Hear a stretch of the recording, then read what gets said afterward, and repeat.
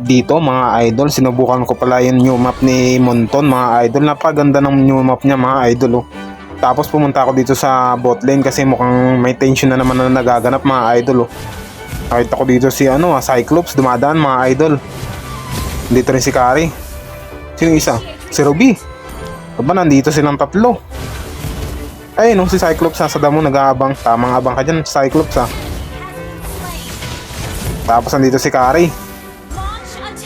Tutulungan natin dito yung yung MM tsaka yung support. Bali tatlo kami dito dahil tatlo sila nandito sa bot.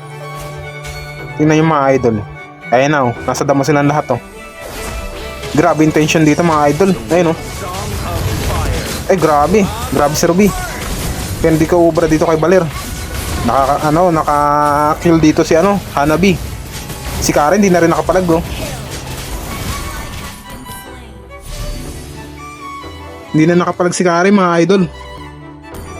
Grabe talaga yung graphics ni Monto no sa new map niya.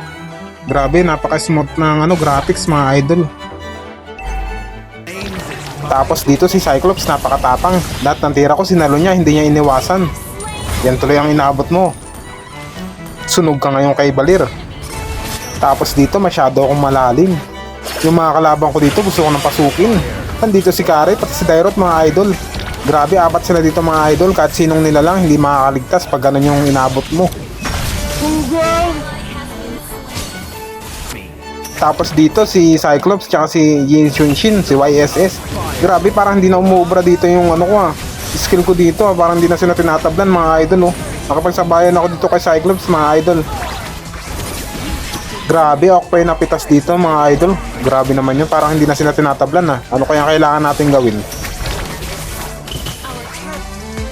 Tapos dito yung mga kakampi ko tinambayan na yung base nila mga idol oh. Mukhang hindi na sila pinapalabas mga idol. Grabe naman tinambayan na yung base nila mga idol.